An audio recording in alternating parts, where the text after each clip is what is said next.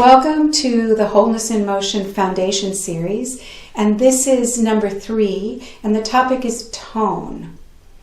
And tone is one of those shorthand words I'll use for kind of a collection of different sensations that can be useful to understand, to support us to have our fullest movement and thinking and feeling range.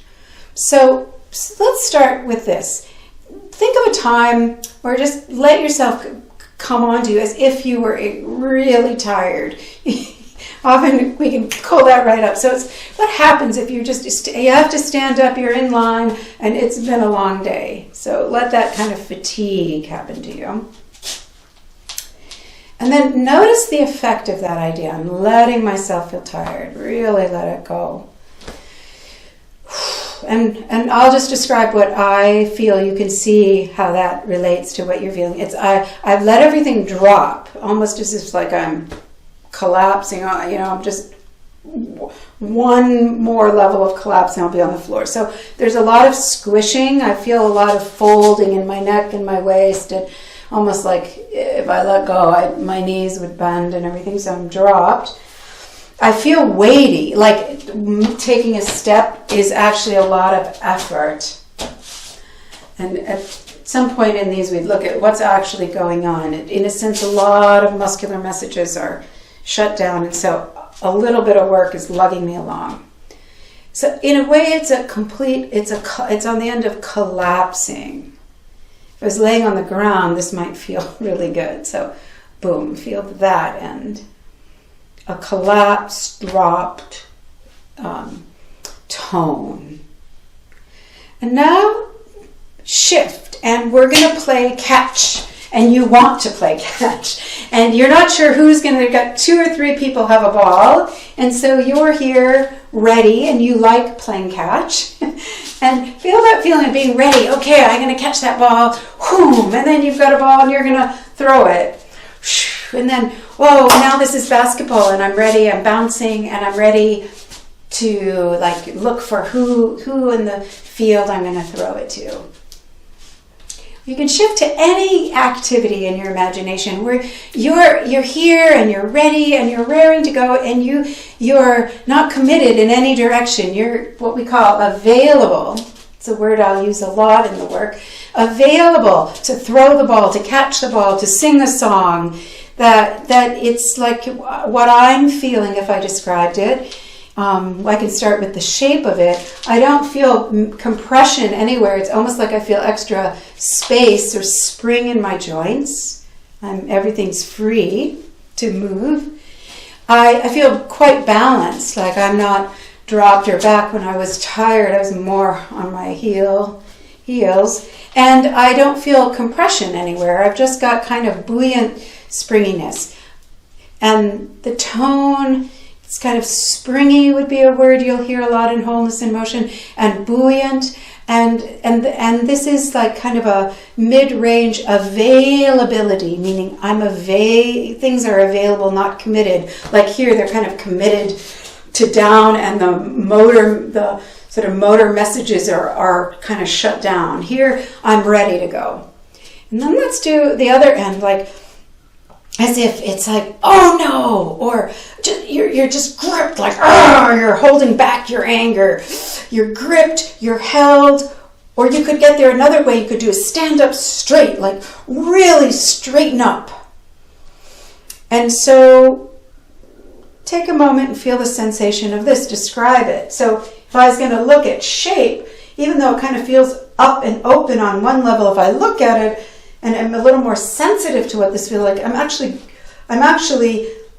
squishing down in the back. My front might be open, but this up in the front is actually pulling me down in the back. So I've got kind of compression in the back. My legs are held. Everything is gripped in. And so in terms of being ready to throw a ball, I'm not available. I'm more stiffened and held. So you can let that go. And so it's like many things. If you think of you could do this with the little part between in your hand. You know, if I can stiffen and there's no bounce back, I can collapse and it just squishes. Or I've got a little more spring in that part of my hand. Or think of other things, a ball that's deflated, a ball that's too stiff, and one that's sort of ready to bounce. So tone is all over the world and all over life.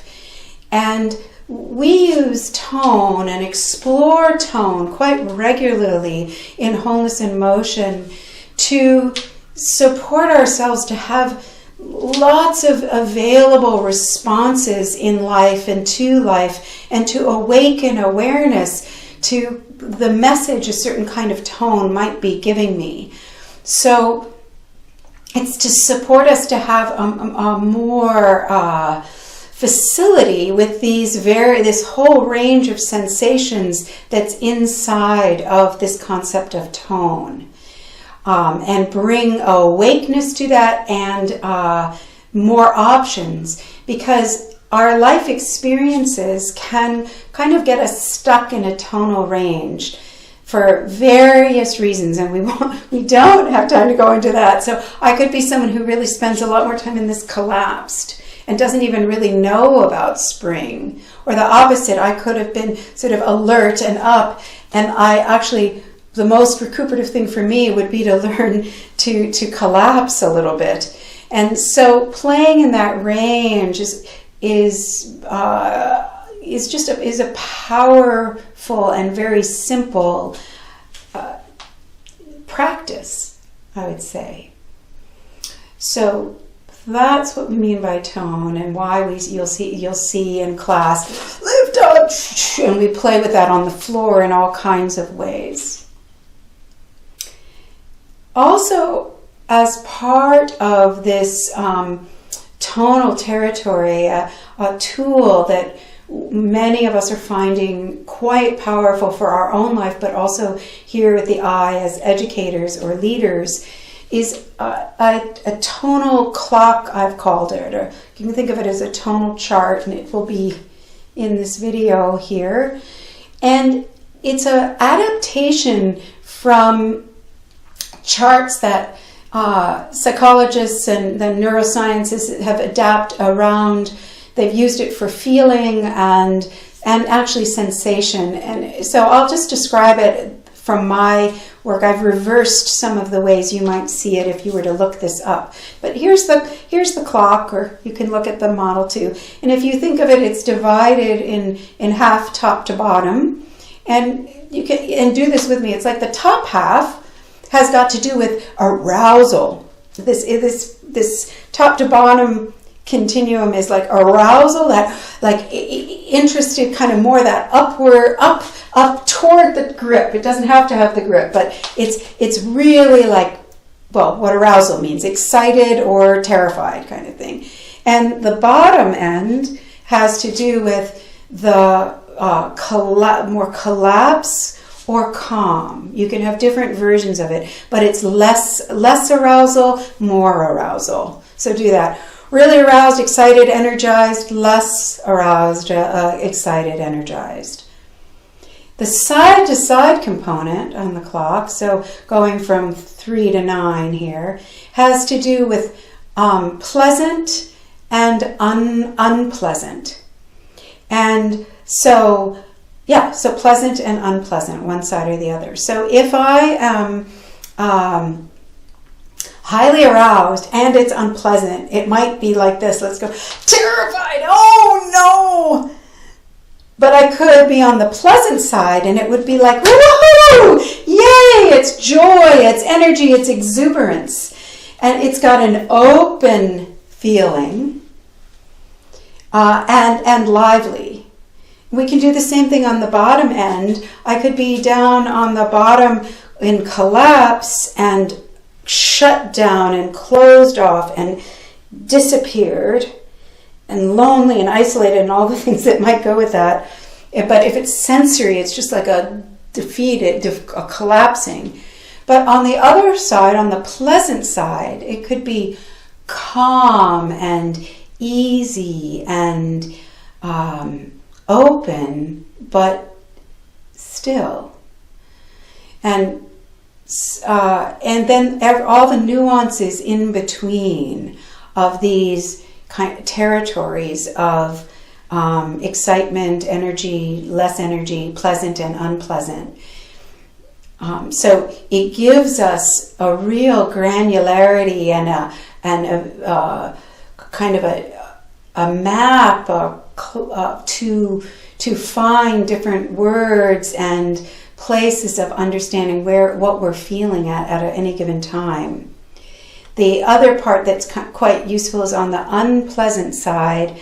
What we'll often feel is something that's sort of inside the tone of it, of a grip and a hold inside of the energy, or a total like shutdown collapse in the non-energy, versus on the pleasant side, generally it's an open, an availability, a liveliness in the arousal, and a liveliness, a life force in the calm center. And so having this tonal clock for my own self, sometimes it's like, where am I? What's going on? And it gives me a way to play around. And again, adding to my repertoire of possible responses, rather than saying this is the right one, I only should live in this quadrant or this. I get to have it all because I'm a living being. I just can be aware so I can have more choice. If I know where I am, I can know where I'm going. And I can also look at why my particular tonal quality makes sense.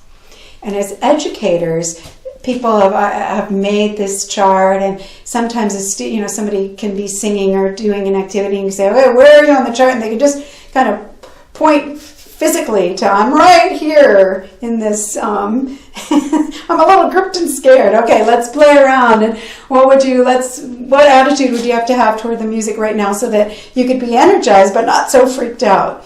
So it gives us a wonderful tool of communication and nuancing questions rather than just what was that like. We can